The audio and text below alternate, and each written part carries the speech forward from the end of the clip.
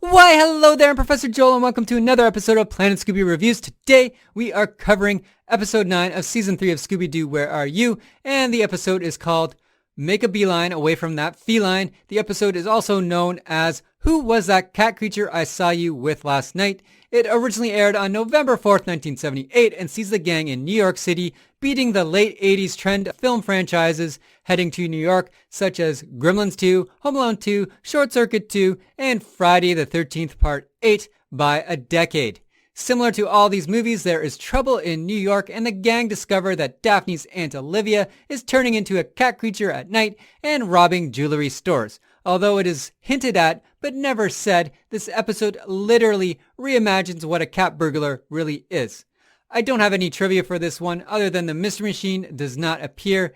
At first I thought this was odd because they took the Mystery Machine all the way to Turkey and Scotland, so why not New York? Then I remembered my visit to New York and that finding a parking spot is next to impossible and traffic is always a hassle because you're always stuck in a traffic jam. So I can't blame Freddy for not wanting to drive. Anyway, enough of my jibber jabber. Let's get to the review.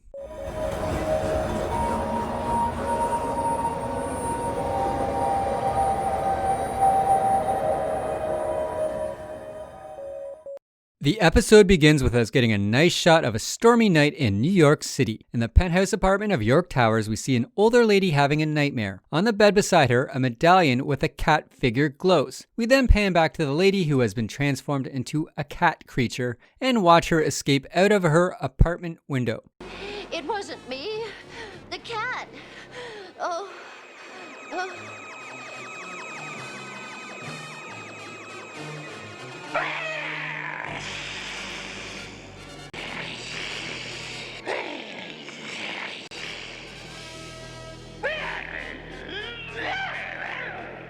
Down below in the streets of New York, we see the gang outside Bixby's Jewelers hailing a cab. Several taxis drive by, but Scooby and Shaggy are not concerned as they are mowing down on a mile-long hot dog. Daphne explains that they are in New York visiting her Aunt Olivia Dervey.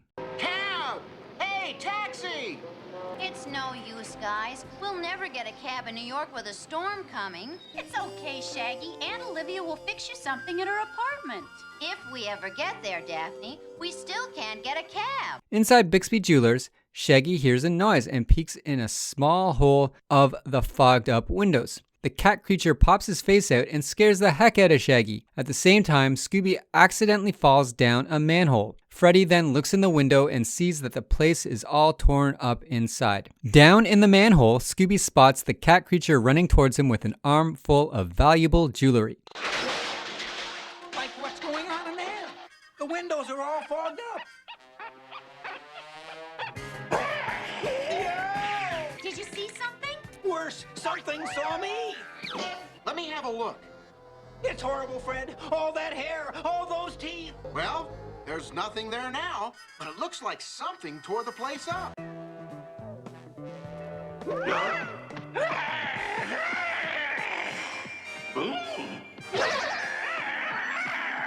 Back above ground, Scooby explains he saw the cat creature. Also, the police and the jewelry store owner show up. Here we see Mr. Bixby explain to the police that his burglar alarm went off and that he wants his Richmond ruby back. Instead of talking to the police about the cat creature and the underground tunnel, the gang head off to Daphne's aunt's apartment. They also find an emerald earring on Scooby's collar, and I assume they return that back to Bixby. The burglar alarm rings in my apartment. That's when I called you. I'd like you to check it out.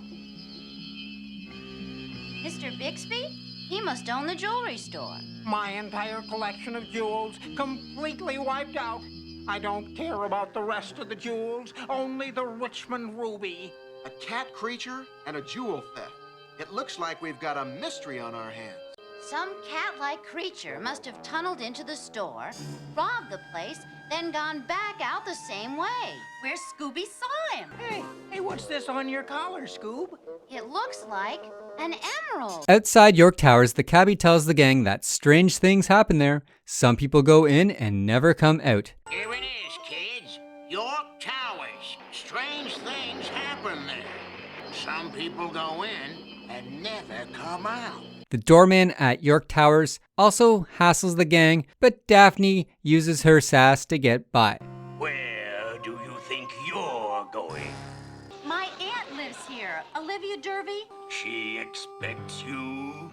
Yes.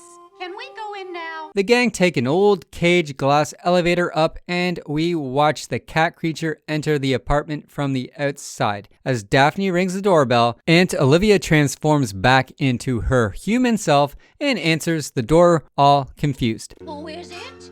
It's me, Aunt Olivia. Daphne, and my friends. Daphne, inside, quickly. Strange things are happening, Daphne. You shouldn't have come. Aunt Olivia explains that strange things are happening and shows the gang the mass of jewelry on her nightstand, which has an emerald earring that matches the one Scooby found on his collar. 2 weeks ago, a strange package was delivered to her where she found a strange medallion with the cat creature on it. Despite the package having a return address, Aunt Olivia keeps the medallion but hopes someone will actually come back and claim it. That night, she had a terrible nightmare where she dreamed she was turned into a cat creature. In this form, she'd go out and commit robberies. And look what I found in my room tonight. Look at this emerald earring. Just like the one Scooby found. There's another knock at the door, and it's Aunt Olivia's doctor, who's named Dr. Bell, and he's treating her nervous condition. Right, children. This is my doctor, Dr. Bell. He's been treating my nervous condition. Freddy finds the package wrapping paper and reads out the return address. Freddy and the girls decide to check out the jewelry store while Shaggy and Scooby go to the return address. Hey, what's this? Why, that's the wrapping paper the cat medallion came in. And it's got a return address. Nice to have met you, Dr. Bell. Yes. After they leave, Dr. Bell refills Aunt Olivia's prescription, and once more we see her transform into a cat creature and escape her apartment.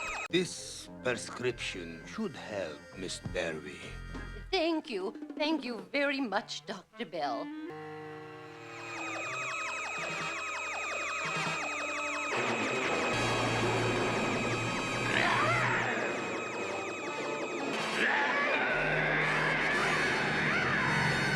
At 3056 East Westmore, Shaggy and Scooby find a cemetery, and despite their lack of courage, they enter it. Hey, here it is now. 3056 East Westmore. And it's a cemetery. A cemetery? Oh, no! I Google mapped this address for fun, but the location does not exist. At 13B, they find a marble statue of the cat creature outside. It does not take very long for them to run into the real cat creature,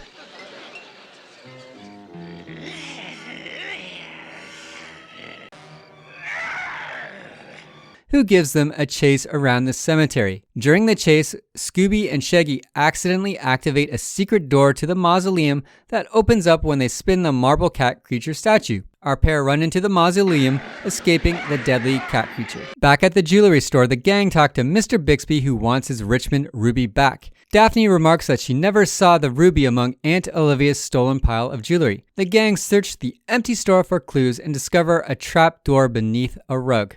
I don't really care about getting all the jewels back. Just the most valuable piece. The Richmond ruby. Oh, how pretty. Wow.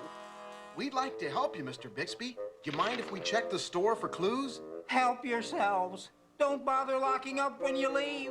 There's nothing left anyway. I'll bet this is how the cat creature got in and out. Good work, Thelma. Freddy and the girls go down the trapdoor to check it out and are brought to a long tunnel which they follow. Inside the mausoleum, Scooby and Shaggy find another marble cat creature statue. On a coffin in the mausoleum, there's a sign that says, "The cat creature who shall rise again." There's also a small animation glitch in the scene, as the sign also says, "The cat creature who will rise again." Timed perfectly with Shaggy reading out the words, the coffin lid begins to open and Freddy, Daphne, and Velma emerge. Outside, the cat creature opens up a manhole and enters the mausoleum as well.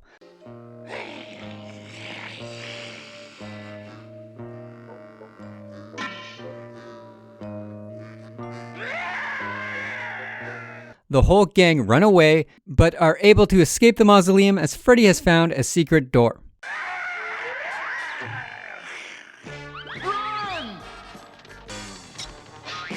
found the door.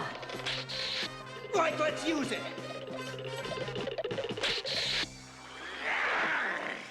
The gang head back to York Towers and Velma finds it unusual that Haskell, the doorman, is missing. Daphne figures out he's on a break, but as the gang ride the glass elevator up, we see Haskell's head emerge from some potted flowers. This was quite a humorous scene to me, as Haskell is built like a linebacker, so it's doubtful at his 200 pounds plus and maybe 6'5" stature that he could hide that easily. I think your Aunt Olivia definitely has a problem, Daphne.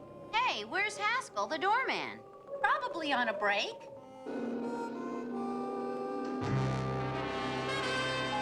In Aunt Olivia's apartment, Dr. Bell has returned for a second time and ups her prescription. Daphne notes his address is 96 Park Avenue. I Google mapped this and 96 Park Avenue does exist, and it's a business tower with lots of businesses within, along with some small coffee shops and cafes. Velma finds a piece of shirt that was ripped off Shaggy's shirt during the cemetery chase. Freddy smells something fishy, so he sets up a trap. Thank you for coming so quickly, Dr. Bell. This prescription should help. I'll check back in the morning and see how you are doing, Miss Terry. And Olivia, what's that in your hand? It looks like a piece of cloth.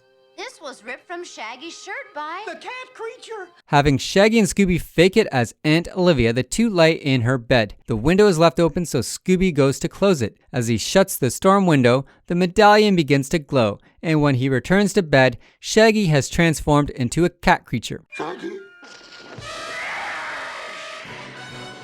The cat creature takes chase after Scooby, and Freddy barges into the room before running towards the stairs. Scooby, meanwhile, takes the glass elevator and taunts the cat creature, who smashes through the glass roof and into the elevator.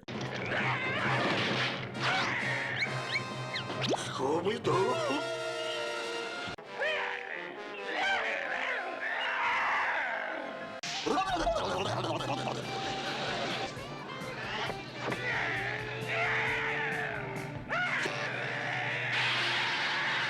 Freddy fiddles with the elevator controls and they end up capturing the cat creature after giving it a serious case of vertigo. Unmasking the beast, they discover that it is Dr. Bell. Dr. Bell? Dr. Bell hypnotized Aunt Olivia with the phony cat medallion into thinking she was a cat creature. Although it's never mentioned, I guess it's implied that the drugs he was prescribing her helped with the hypnosis process. Aunt Olivia asks why her out of all people, and Dr. Bell barks out that it's because she responded to hypnosis better than anyone else ever has. Dr. Bell left just enough jewels so Aunt Olivia would think she was guilty, but kept the most valuable jewels, such as the Richmond ruby. It's simple, Aunt Olivia. Dr. Bell was using you as a front to commit his robberies. He hypnotized you with this medallion into thinking you were the cat creature. But why me? Because you responded to hypnosis better than any other patient I ever had. And he sent that phony cat medallion. We know that because the handwriting matches the handwriting on the prescription he gave us. He would leave just enough jewels with you to convince you that you were guilty, but kept the valuable pieces for himself. Like the Richmond ruby. Aunt Olivia asks where Shaggy is, and Velma explains that the building is old and has a lot of secret panels, so she demonstrates by hitting a secret panel that returns the bed Shaggy is back into the bedroom. But where's your friend Shaggy? This old place is full of secret rooms and panels.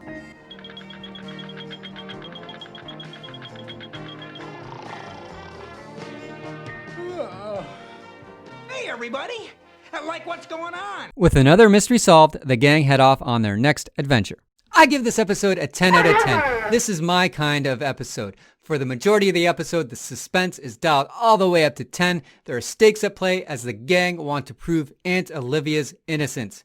It was great to see the sights of New York, such as the old storefronts, the old apartments, and the cemetery, the cab drivers. Very cool. The old apartment with its classic architecture and glass elevator was a treat for me. Kind of reminded me of Ghostbusters in a way. While we get a few Scooby and Shaggy gags, they aren't as prominent, and the episode spends a lot of time setting up the plot, which is a great payoff later in the episode. I loved it. I did enjoy the chase scenes too between Scooby, Shaggy, and the cat creature. They were kind of frightening. The cat creature had these claws and he was slashing away at them. Shaggy had his shirt torn. Very cool stuff.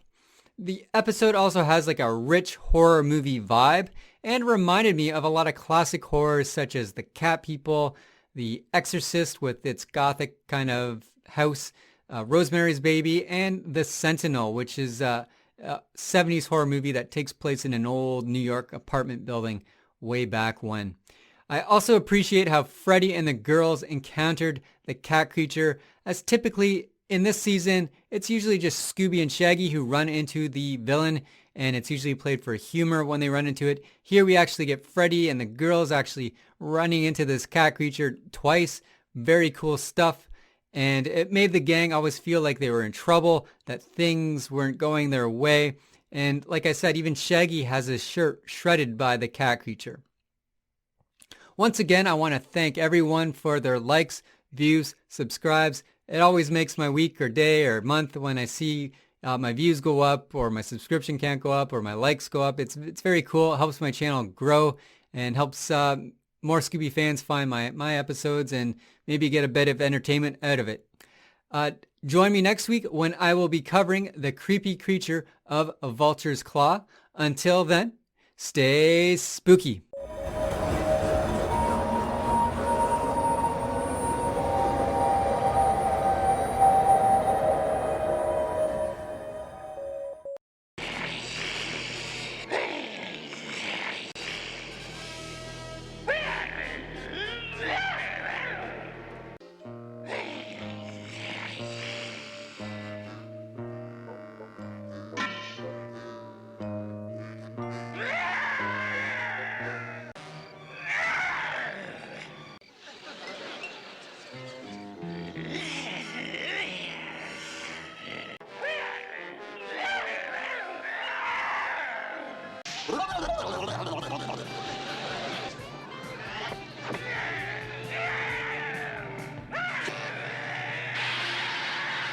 Nice to have met you, Dr. Bell. Yes.